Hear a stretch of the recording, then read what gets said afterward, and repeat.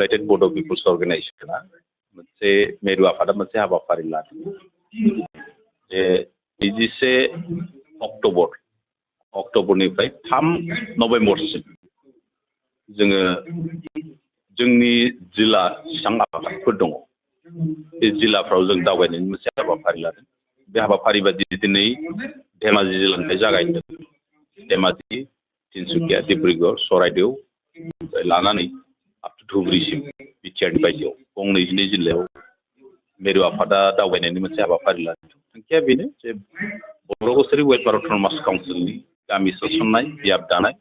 बेखौ बिसायख'थिसिम लांनायाव जिहेतु सरकारा डिले खालामबाय थादों गोबाव खालामबाय थादों बेखौ जों माबोरै मावबा दाफुंजोबनो हायो बेनि थाखाय जोङो जोंनि जिल्लानि मावथिजों लोगोसे जिल्लाफ्राव थानाय जेब्ला इन्टेलेक्सुयेलफोर दङ रोंगौसाफोर दङ बिथांमोनखौ जों लोगो हमनानै माखासे बिथोन बादियै जों लानो नागिरदों आरो बेजों लोगोसे जिहेतु दिनै खौसेथि बर' सुबुं आफादा जोङो नैबे इस्युआवल' गैया बर' कसारि वेलफेयार अट'नमास काउन्सिल दाफुंनोल' गैया दिनै मोनसे बे आफादा दिनै बर' हारिनि थैनाय थांनाय बर' हारिनि रांखान्थि जौगाथाय समाज भाबै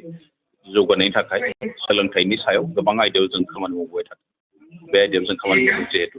आरो बेखायनो जों सावरायनायजों लोगोसे जिहेतु जोङो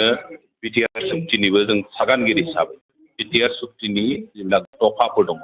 बे दफाफोरखौ मावफुंजोबनायनि सायाव जों गासैबो रोंगौसाफोरजों जिल्लायाव दावबायजोबनानै सावरायनायनि थांखि लादों आरो बे दिनैनिफ्राय जोंना जागायनानै 3 नभेम्बराव जोबहैगोन इउनाइटेड बड' पिपल्स अर्गेनाइजेशना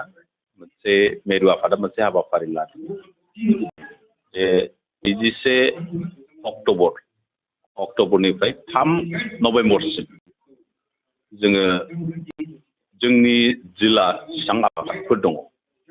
बे जिल्लाफ्राव जों दावबायनायनि मोनसे हाबाफारि लादों बे हाबाफारि बायदि दिनै धेमाजि जिल्लानिफ्राय जागायदों धेमाजि तिनसुकिया डिब्रुगड़ चराइदेव लानानै आप टु धुबुरीसिम बिटिआरनि बायजोआव गं 22 जिल्लायाव मिरु आफादा दावबायनायनि मोनसे हाबाफारि लादों थांखिया बेनो जे बर' कसारि वेलफेयार अट'नमास काउन्सिलनि गामि सोसननाय बियाब दानाय बेखौ बिसायख'थिसिम लांनायाव जिहेतु सरकारा डिले खालामबाय थादों गोबाव खालामबाय थादों बेखौ जों माबोरै मावबा दाफुंजोबनो हायो बेनि थाखाय जोङो जोंनि जिल्लानि मावथिजों लोगोसे जिल्लाफ्राव थानाय जेब्ला इन्टेलेक्सुयेलफोर दङ रोंगौसाफोर दङ बिथांमोनखौ जों लोगो हमनानै माखासे बिथोन बादियै जों लानो नागिरदों आरो बेजों लोगोसे जिहेतु दिनै खौसेथि बर' सुबुं आफादा जोङो नैबे इस्युआवल' गैया बर' कसारि वेलफेयार अट'नमास काउन्सिल दाफुंनोल' गैया दिनै मोनसे बे आफादा दिनै बर' हारिनि थैनाय थांनाय बर' हारिनि रांखान्थि जौगाथाय समाज भाबै जौगानायनि थाखाय सोलोंथाइनि सायाव गोबां आयदायाव जों खामानि मावबाय थादों बे आयदायाव जों खामानि मावदों जिहेतु आरो बेखायनो जों सावरायनायजों लोगोसे जिहेतु जोङो बिटिआर सुक्तिनिबो जों सागानगिरि हिसाबै बिटिआर सुक्तिनि जेब्ला दफाफोर दङ बे दफाफोरखौ मावफुंजोबनायनि सायाव जों गासैबो रोंगौसाफोरजों जिल्लायाव दावबायजोबनानै सावरायनायनि